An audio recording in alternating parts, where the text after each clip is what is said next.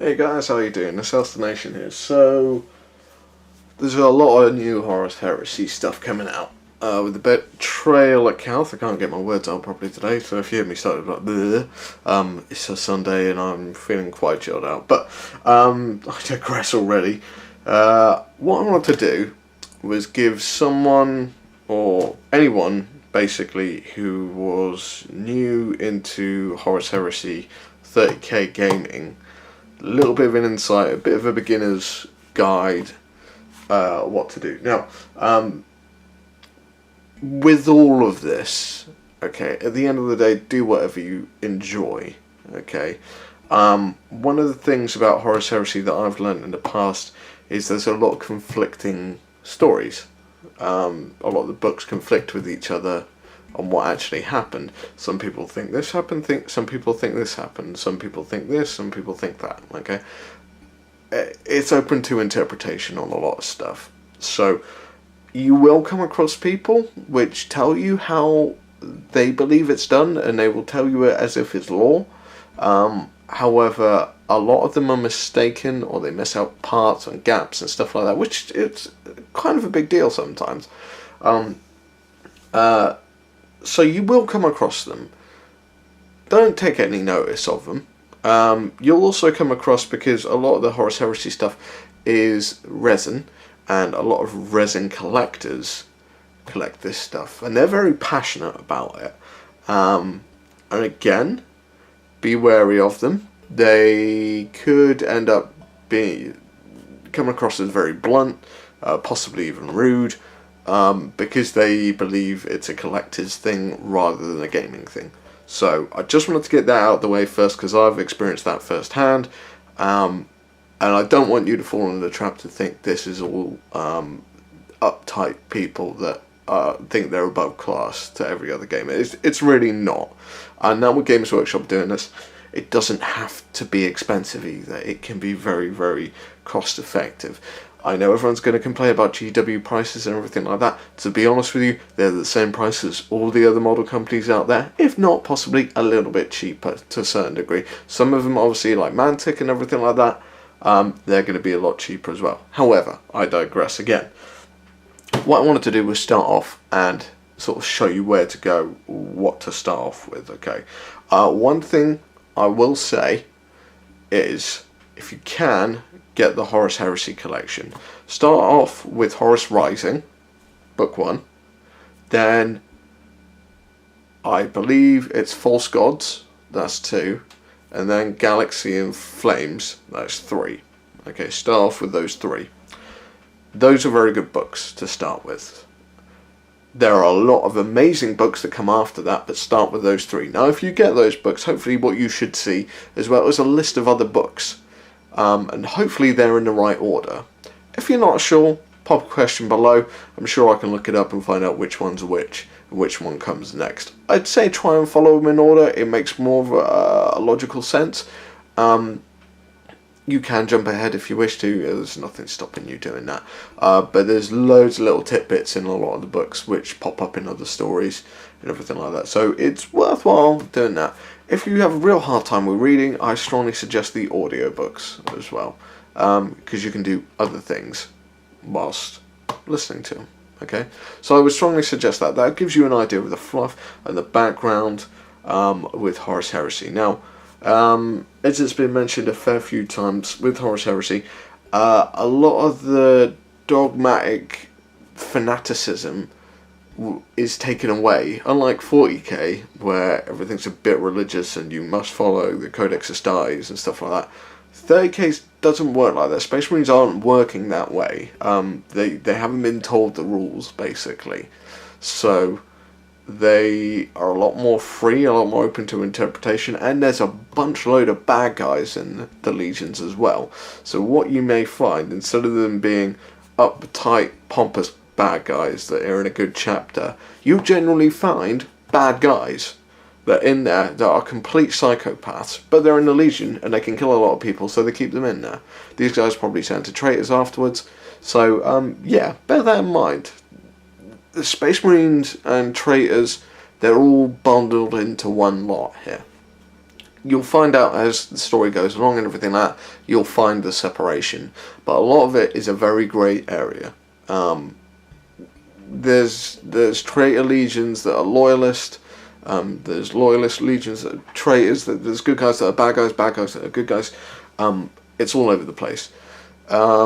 It doesn't just stick with Space Marines though, as well. There's also the Solar Auxilia, which kind of new. I don't know too much about them, to be honest with you, so I wouldn't really ask me any questions.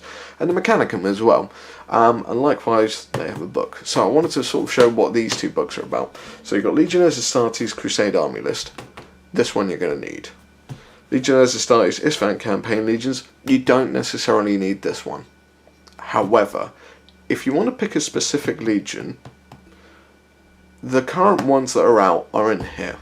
Not all the legions are in here, okay? Let's make that clear. Not all the legions are in here. I'll try and reel off a few. You've got Sons of Horus, Death Guard, Emperor's Children, World Eaters, Imperial Fists, Night Lords, Iron Hand, Salamanders, Alpha Legion, Raven Guard. I think that's all of them that are in this book. If I'm wrong, please stick a comment below. Do apologise if I've forgotten someone. But yeah, so you predominantly find those in there. Iron Warriors are in there as well. Sorry, I do apologise to all the Iron Warriors players. You do get forgot about a lot. You'll find that out in the books a lot. Yeah, and if I've missed someone else, I do apologise. But yeah, you're going to need this. You'll definitely need this. You can pick this up from Forge World. So a lot of people think that you have to buy those big tomes and everything like that. You don't have to. You can literally pick this book up. What you will also need as well is a 40k rulebook. Okay? You can't just use this. You need a 40k rulebook because it will refer to rules in the 40k rulebook. Okay? If you're starting on. I will, with this series, try and go through every legion and go through tactics, well obviously tactics, more possibly units. I think that'll be more accurate, but again we'll start off with very simplistic stuff. I want to kind of get you guys into this slowly, show you where to go, what to do, what to watch out for, so on and so forth. Now as well, you can also get the Mechanicum version of this. There is another book like this for the Mechanicum, a Tagmata Mechanicum, and that will give you all the Mechanicum forces in a book as well. So, yeah. So, introduction is basically you're playing the Horus Heresy. What I would suggest on picking a legion, I would say read up a little bit about them, because you might find they're flamboyant fascists and you don't like that idea. You might find they are completely slow and doggedly and you don't like that idea either. You might find they're just crazy nutcases that charge into battle. You might not like that idea. You might really love that idea, I don't know. You might find they're really shooty experts. You might find that they're murdering psychopaths. You might find that they are just resilient people that just don't drop.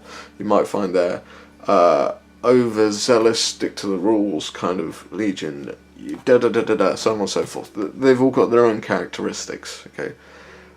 However, and this is a thing which bugs me a lot about some of the people that get into this and they don't quite understand it. They think a legion has a tactic and that is uniform across the legion. That's not true. That is not true at all. Okay. One thing you have to remember with legions versus chapters, okay? So a chapter is a 40k thing. There are chapters in 30k, but their chapters are mainly 40k prominent, and you get 1,000 Marines, okay, in a chapter. So all the Ultramarines, there'll be 1,000 of them, okay? Legions, massive amounts. Largest one, Ultramarines, 250,000 Ultramarines. Bit of perspective, 1,000 250. Da da da da da. So even, and also some of the smallest legions as well, like Thousand Sons. I think there was about 10,000 of them, like a good point. Still 10,000. Emperor's Children, Death Guard, all of them. My personal favourite, the Night Lords. It says in the fluff that they never actually counted how many of them were. There was rumours that they were the second biggest legion to the Ultramarines, but they never knew where they all were, so they couldn't really organise them because they're completely... You just can't organise the Night Lords, they're nutcases. So, which is my own personal bit of fluff as well. So, a lot of people think, for example, with Night Lords, everyone thinks that they jump in with Raptor packs, they're sort of fly orientated. This is not true. This is not true. Yes, the Raptors do jump in, but that is one unit. Okay? Yes, they do have flyers, but all the legions have flyers. Every single legion has flyers. And we're not talking one or two. We're talking hundreds, if not thousands, of flyers. Same goes for vehicles as well. So, again, another fun bit of fluff I find in the Night Lords is the fact that the Night Lords have entire tank battalions. Entire legion, like, they call them chapters.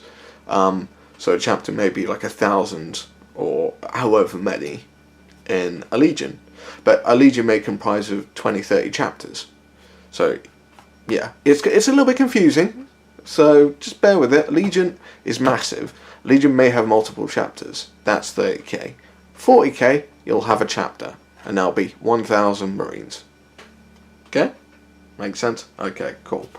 So, however, 30k, there's no real rule with the chapters. Okay, there's no set guideline. They try to say it a little bit in here, but basically all the fluff is kind of all over the place. So there's no real definitive, they are all like this, because all the legions are doing their own thing their own way. Mainly down to the fact that they've got Primarchs, and Primarchs are kind of a law unto themselves, apart from possibly the Emperor. So they're going to go do things their own way. So, that's one thing to bear in mind. Now, so for example, if you wanted to go Night Lords, there's nothing stopping you picking an entirely vehicle tank heavy army. There's nothing wrong with that at all. That fits in perfectly. Again, if you went Iron Warriors, for example, gun experts, there's nothing saying you don't have an entire company full of assault guys that are running in with close combat weapons. There's nothing stopping that.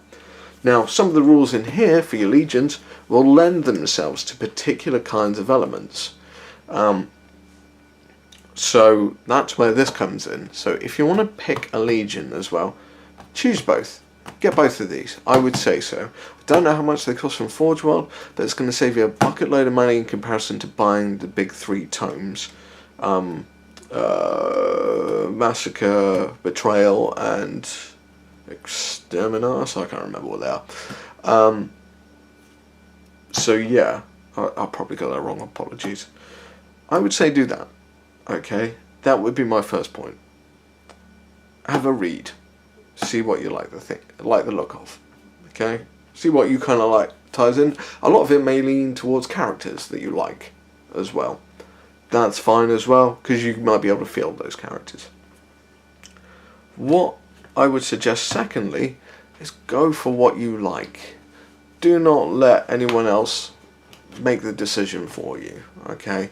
Choose what you want. If someone else is doing it, that's fine. They're doing it as well. There's nothing wrong with that. Do what you like. Don't let the rules drive your decision. The rules may drive your decision. I fully admit that there's a load of gamers out there that will let the rules drive which legion they go with. That's fine. What you'll probably find with 30k is a bit more fluff orientated sort of thing. However, I've played enough games at 30k now to sort of push it back to the fact that we're just trying to do the bidiest horrible list as well. Another thing to watch out for as well with 30k versus 40k. 30k is massive. 40k is smaller. Okay, one thing to bear in mind, Razorbacks are not in 40k. Not in there. However, your Rhinos in 30k can have a lot more weapons. So bear that in mind as well. We'll go through that a bit more at that point.